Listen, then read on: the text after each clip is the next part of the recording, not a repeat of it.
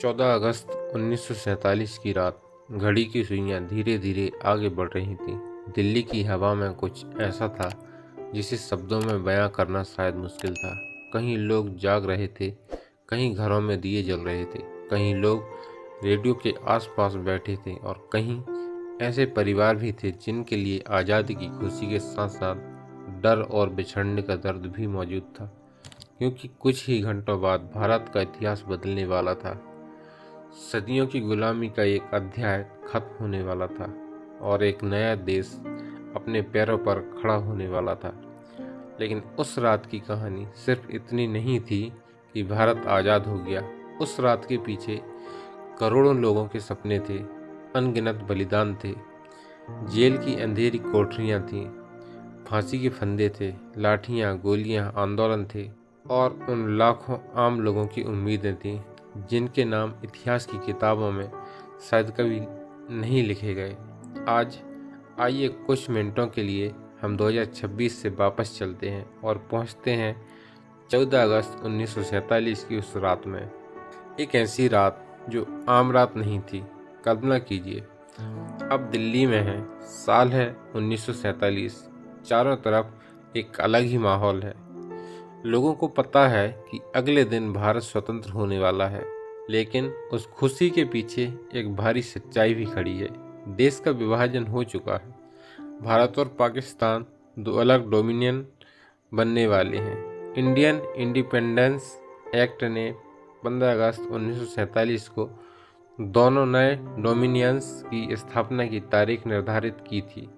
Constitution of India, लाखों लोग अपनी ज़मीन, अपना घर, अपनी दुकान, अपना शहर छोड़ने की तैयारी में थे। किसी के लिए आज़ादी का मतलब था अपने देश पर अपना अधिकार और किसी के लिए आज़ादी का मतलब था अपना घर बचाने की कोशिश। यही 1947 की सबसे बड़ी विडंबना थी। एक तरफ आज़ादी की खुशी, दूसरी तरफ विभाजन का दर्द। एक तरफ नए भारत का सपना, दूसरी तरफ अपने ही लोगों से बिछड़ने का डर।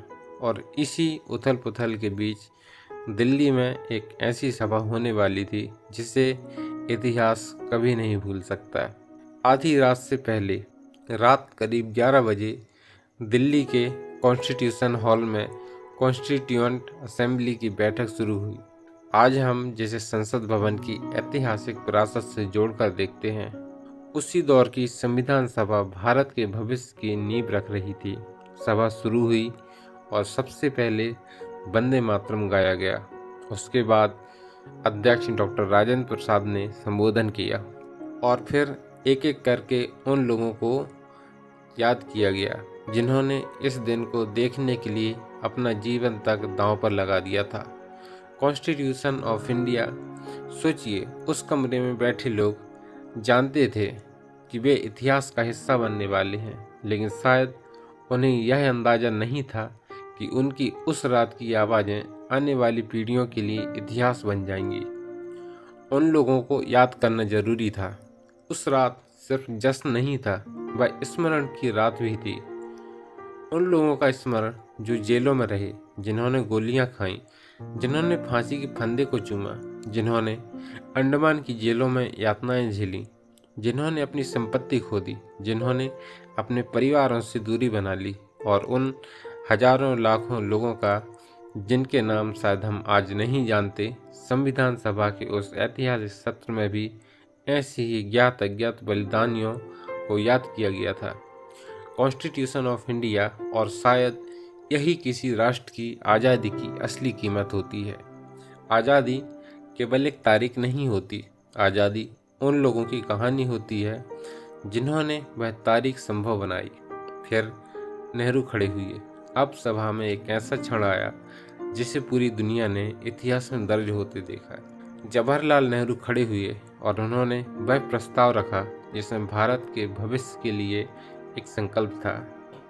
फिर उन्होंने अपनी आवाज़ में कहा, long years ago we made a tryst with destiny. और इसके बाद वह ऐतिहासिक पंक्ति आई जिसे आज पूरी दुनिया पहचानती है, at the stroke of the midnight hours when the world sleeps, India will awake to life and freedom. Constitution of India. Hindi में इसका भाव कुछ ऐसा है, जब दुनिया सो रही होगी तब आधी रात के उस क्षण भारत जीवन और स्वतंत्रता की ओर जाग उठेगा। जरा उस दृश्य की कल्पना कीजिए। बाहर एक पूरा देश आने वाली सुबह का इंतजार कर रहा था और अंदर भारत के भविष्य की घोषणा हो रही थी। लेकिन आज़ादी सिर्फ खुशी नहीं थी। नेहरू ने उस रात एक बहुत महत्वपूर्ण बात कही। आज़ादी सिर्फ अधिकार नहीं है, आज़ादी के साथ जिम्मेदारी आती है। और यह बात आज भी उतनी ही महत्वपूर्ण है, क्योंकि गुलामी में संघर्ष करना एक बात है, लेकिन स्वतंत्र देश को बनाना एक बिल्कुल अलग चुनौती है।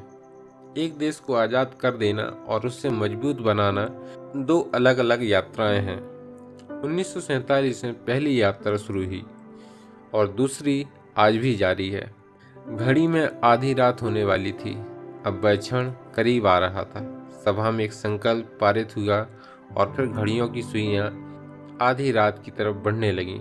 कल्पना कीजिए, सिर्फ कुछ सेकंड बाकी हैं।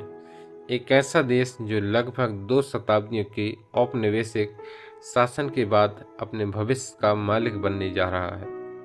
कुछ सेकंड, कुछ सांसें, और फिर घड़ी ने आधी रात का संकेत दिया। भारत स्वतंत्र हो चुका था।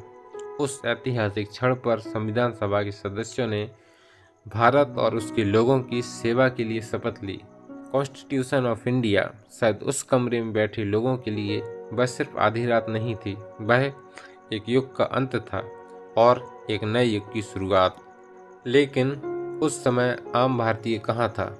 अब जरा उस ऐतिहासिक भवन से बाहर निकलते हैं और चलते हैं एक आम भारतीय के घर की तरफ। कल्पना कीजिए, एक छोटा सा घर, एक परिवार, एक बूढ़ा पिता, एक माँ, कुछ बच्चे। घर में शायद कोई रेडियो हो या शायद रेडियो भी ना हो, लेकिन खबर हर तरफ फैल रही है, भारत आज़ाद हो गया है। शायद कोई बच्चा अपने पिता से पूछता होगा, अब अंग्रेज चले गए?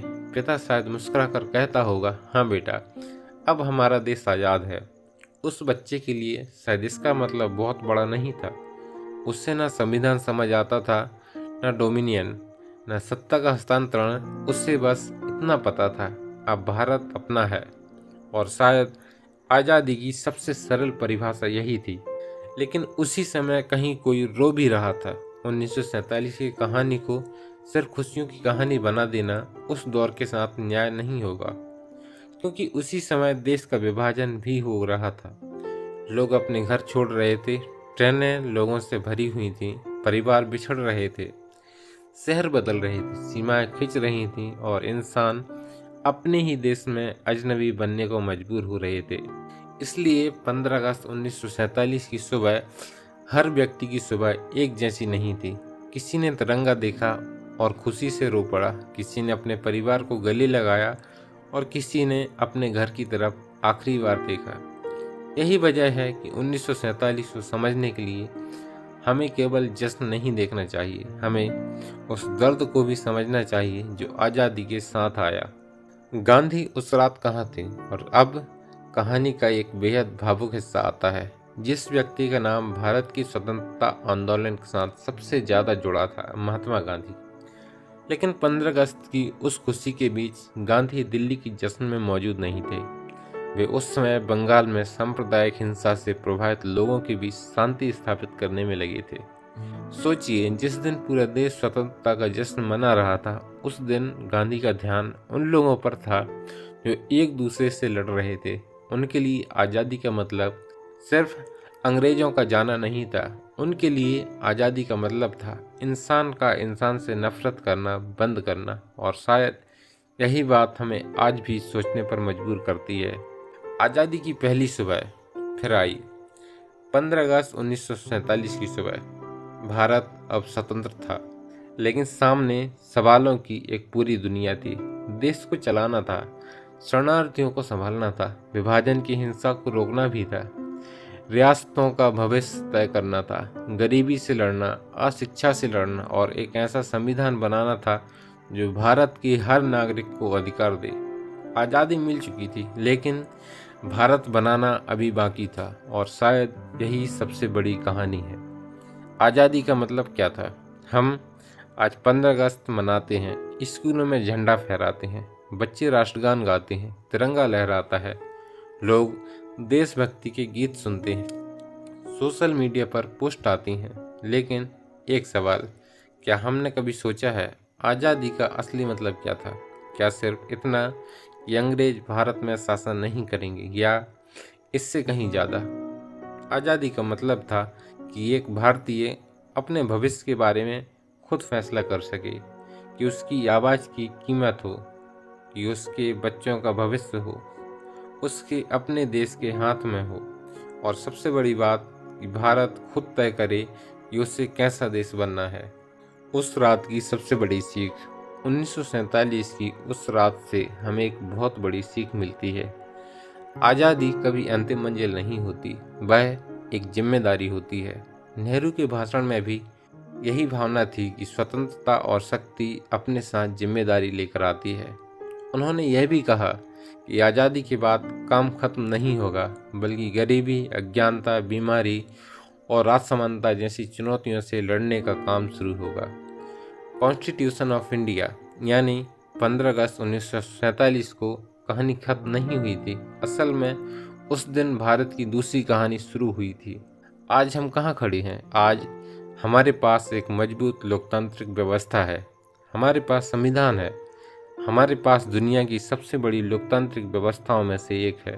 हम अंतरिक्ष में पहुंच चुके हैं, तकनीक में आगे बढ़ रहे हैं, दुनिया के सामने अपनी पहचान बना रहे। लेकिन क्या हमारी यात्रा पूरी हो गई? नहीं, क्योंकि हर पीढ़ी के सामने एक नया भारत बनाने की जिम्मेदारी होती है। 1947 की पीढ़ी के सामने सवाल था, आज़ादी कैसे हासिल करें? हमारे सामने सवाल है, इस आज़ादी को कितना सार्थक बनाएं? एक अनजान इंसान की कहानी। इतिहास में कुछ नाम हमेशा याद रखे जाते हैं, लेकिन आज उन हजारों लोगों को याद कीजिए जिनका नाम किसी किताब में नहीं है। वह किसान जिसने आंदोलन में हिस्सा लिया, वह छात्र जिसने अंग्रेजी शासन के खिलाफ आवाज़ उठाई, वह महिला जिसने अपने घर के पुरुषों के साथ कदम से कदम मिलाया, वह मजदूर जिसने आंदोलन में अपना योगदान दिया, वह परिवार जिसने अपना कमाने वाला सदस्य जेल जाते देखा, वह बच्चा जिसने अपने पिता को वापस आते हुए देखा ही नहीं। आज़ादी इन सबकी भी थी, इसलिए 15 अगस्त को सिर्फ बड़े नेताओं को याद करना काफ़ी नहीं है, हमें उन गुमनाम चेहरों को भी याद करना चाहिए। अब मैं आपसे एक सवाल पूछना चाहता हूँ। अगर आप 14 अगस्त 1947 की उस रात में मौजूद होते और आपको पता होता कि कुछ घंटों बाद भारत आज़ाद हो जाएगा, तो आप क्या करते?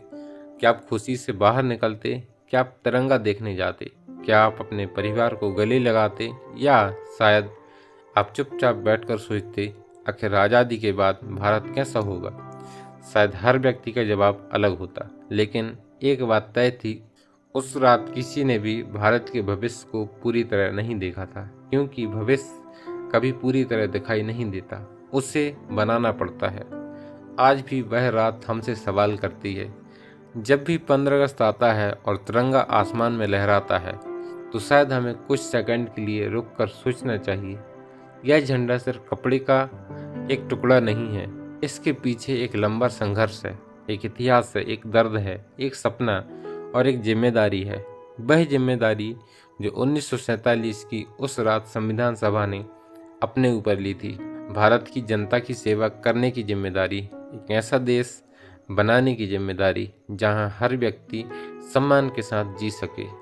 14 अगस्त 1947 की वह रात धीरे धीरे बीत गई। घड़ी ने आधी रात पार की। एक नया भारत जन्म ले चुका था, लेकिन उस रात सिर्फ एक देश स्वतंत्र नहीं हुआ था, करोड़ों लोगों की उम्मीदें स्वतंत्र हुई थी। एक बच्चे का भविष्य स्वतंत्र हुआ, एक किसान का सपना स्वतंत्र हुआ, एक मजदूर की आवाज़ स्वतंत्र हुई, एक माँ की उम्मीद स्वतंत्र हुई, और उन शहीदों के सपने जिन्होंने शायद कभी आज़ाद भारत को अपनी आंखों से देखा ही नहीं, वे सपने उस रात जीवित हो उठे। आज जब हम 15 अगस्त मनाते हैं, तो शायद हमें सिर्फ यह नहीं कहना चाहिए भारत आज़ाद हुआ था, हमें यह भी कहना चाहिए भारत को आज़ाद रखने की जिम्मेदारी हमारी है, क्योंकि आज़ादी एक बार मिली हुई चीज़ नहीं है, उसे हर पीढ़ी को अपने कर्मों से मजबूत करना पड़ता है। 1947 में हमारे पूर्वजों ने हमें एक स्वतंत्र भारत दिया। अब सवाल यह है, हम आने वाली पीढ़ी को कैसा भारत देंगे? क्या ऐसा भारत जहां हर बच्चे को सपने देखने की आज़ादी हो, जहां मेहनत करने वाले को अवसर मिले, जहां अलग अलग विचार रखने वाले लोग एक दूसरे का सम्मान कर सकें, जहां देशभक्ति सिर्फ एक दिन की भावना ना हो बल्कि रोजमर्रा की जिम्मेदारी हो? अगर हम ऐसा कर पाए तो शायद 1947 की उस रात लिए गए संकल्प का अर्थ और गहरा हो जाएगा। क्योंकि आज़ादी सिर्फ अंग्रेजों से मुक्ति का नाम नहीं, आज़ादी देश को बेहतर बनाने की जिम्मेदारी का नाम भी है। तो इस 15 अगस्त जब तिरंगा आपके सामने लहराए तो सिर्फ सलाम मत कीजिए, एक पल के लिए उन अगिनत लोगों को याद कीजिए जिनकी वजह से आज हम स्वतंत्र हवा में सांस ले रहे हैं। उनके सपनों को याद कीजिए और खुद से एक सवाल पूछिए, मैं अपने देश के लिए क्या कर रहा हूँ? क्योंकि 14 अगस्त 1947 की वह रात इतिहास बन चुकी है, लेकिन उस रात देखा गया भारत का सपना अभी भी हमारे हाथों में है। जय हिंद, जय वंदे मातरम।